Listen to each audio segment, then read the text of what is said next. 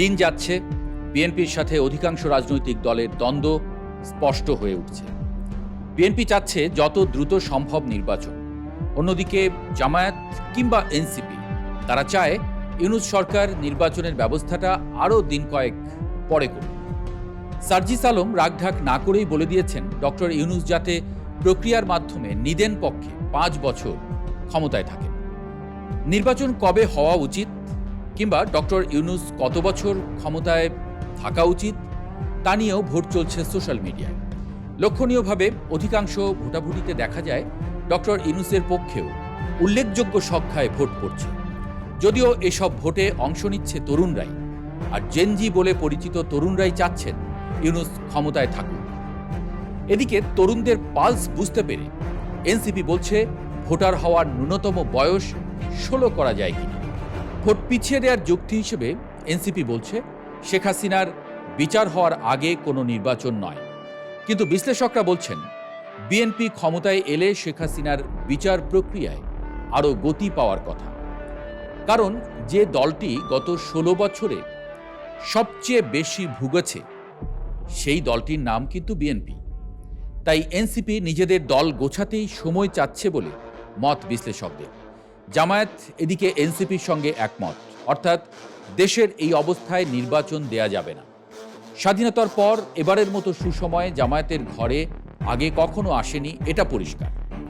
তারা চাচ্ছে এককভাবে নির্বাচনে যেতে। দলটি আত্মবিশ্বাসী নিজেদের সামর্থ্য নিয়ে, তবে আরেকটু সময় হলে দল গোছাতে সুবিধা হয়। তাই তারাও চায় নির্বাচন পরে হোক। এ অবস্থায় অনেকটা একা হয়ে পড়ছে বিএনপি বলছে দ্রুত নির্বাচন। ডক্টর ইউনূস বলেছিলেন ডিসেম্বরেই নির্বাচন দেবেন, কিন্তু এখন আবার পরিস্থিতি পাল্টাচ্ছে দ্রুত। ডিসেম্বরে যে নির্বাচন হচ্ছে না এটা আপাতত পরিষ্কার, জুন নাগাদ হতে পারে এমনটা শোনা যাচ্ছে। সেখানেও আছে রহস্য, প্রশ্ন। সব মিলিয়ে বিএনপি নিশ্চিন্তে থাকতে পারছেই না। বাংলাদেশের রাজনীতি এখন এক অনিশ্চিত অথচ সম্ভাবনাময় সন্ধিক্ষণে দাঁড়িয়ে। সব মিলিয়ে প্রশ্নটি এখন খুব প্রাসঙ্গিক। বিএনপির সামনে কি পথ খোলা আছে? 2014 সালের মাঝামাঝি থেকে দেশের রাজনৈতিক অঙ্গনে যে অস্থিরতা সৃষ্টি হয়েছিল তা 15 বছরের একদলীয় শাসনের বিরুদ্ধে জনগণের অসন্তোষ, বিরোধী দলের লাগাতার আন্দোলন এবং আন্তর্জাতিক চাপের ফলেই গড়ে ওঠে। অবশেষে একটি অন্তর্বর্তী সরকার গঠন হয় যা নিজেদের অরাজনৈতিক প্রশাসনিক সরকার হিসেবে পরিচয় দেয় এবং দেশকে একটি সুষ্ঠু নির্বাচনের দিকে এগিয়ে নিয়ে যাওয়ার অঙ্গীকার করে। এই সরকার 8 মাস পার করে ফেলেছে। এই সময়ের মধ্যে তারা কিছু গুরুত্বপূর্ণ ইস্যুতে হাল ধরেছে, যেমন আইনের শাসন প্রতিষ্ঠায় দৃশ্যমান কিছু পদক্ষেপ, দ্রব্যমূল্য এবং বিদ্যুৎ পরিস্থিতি নিয়ন্ত্রণ এবং প্রশাসনিক সংস্কারে কিছু আভাস। যদিও অনেক বিশ্লেষক বলছেন এই পর্যবেক্ষণগুলো বা এই পদক্ষেপগুলো কেবল স্টেবিলাইজেশন, কাঠামোগত সংস্কার এখনো হয়নি। এই প্রেক্ষাপটে বিএনপি মূলত এক পর্যবেক্ষকের ভূমিকায় রয়েছে। তারা দীর্ঘ সময়ে রাজপথে সক্রিয় আন্দোলন চালিয়েছে, হাজার হাজার নেতাকর্মী গ্রেপ্তার এবং মামলার মুখে পড়েছে।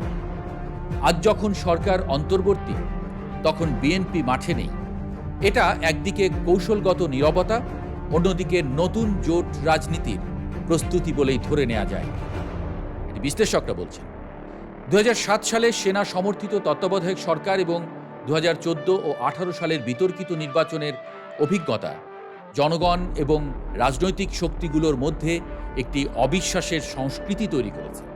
এই কারণে নির্বাচন কেবল একটি দিনব্যাপী ভোটগ্রহণ নয়, বরং নির্বাচন পূর্ব, নির্বাচনকালীন এবং নির্বাচন পরবর্তী সময়কে ঘিরে একটি কাঠামোগত রূপরেখার কথা আলোচনায় এসেছে।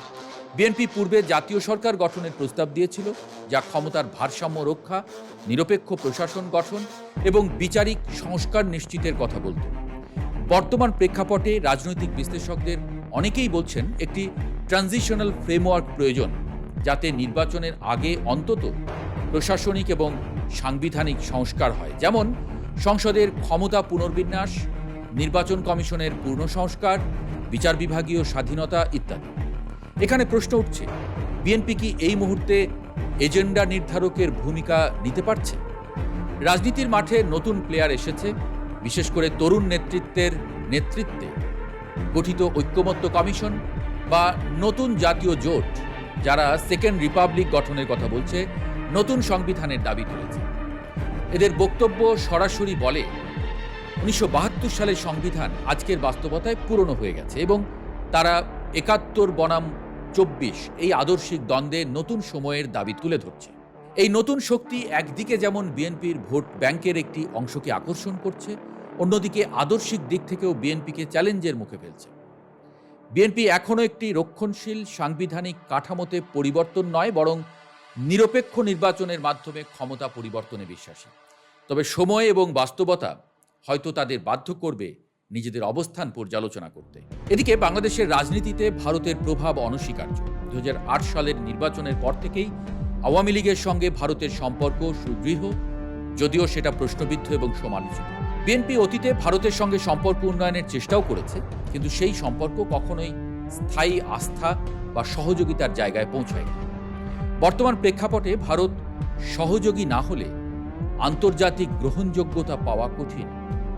আবার ভারতীয় মিডিয়া ও কূটনীতির কিছু অংশ বিএনপিকে এখনও আস্থাহীন শক্তি হিসেবে দেখে, বিশেষ করে জামায়াতে ইসলামী এবং ইসলামী অন্য রাজনৈতিক ছায়া বিএনপির উপরে থাকা নিয়ে প্রশ্ন হলো, বিএনপি কি এই বাস্তবতা বুঝে নতুন আঞ্চলিক কূটনীতির কৌশল নিতে পারবে?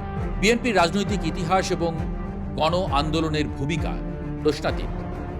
জিয়াউর রহমান, খালেদা জিয়া এবং তারেক রহমান 3 প্রজন্মের নেতৃত্বে দলটি কখনো রাষ্ট্র ক্ষমতায়, কখনো আন্দোলনে, আবার কখনো কঠিন সংকটে থেকেছে।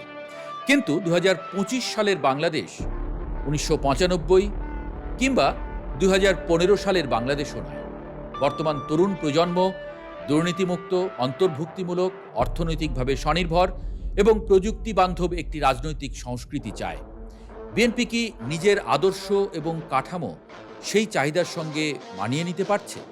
এখনও অনেকেই দলের নেতৃত্ব সংকট, যুব সংগঠনের অকার্যকারিতা এবং ভবিষ্যৎ নেতৃত্বের অনিশ্চয়তা নিয়ে প্রশ্ন তুলছেন।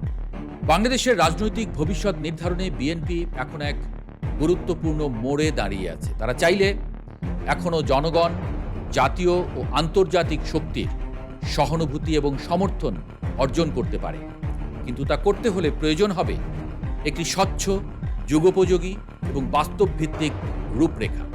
রাজনৈতিক মিত্র এবং প্রতিদ্বন্দ্বীদের সঙ্গে নতুন সম্পর্ক গড়ে তোলা, নেতৃত্বে নতুন প্রজন্মকে সম্পৃক্ত করা, রাষ্ট্র ব্যবস্থায় কাঠামোগত সংস্কারে সাহসী অবস্থান নেয়।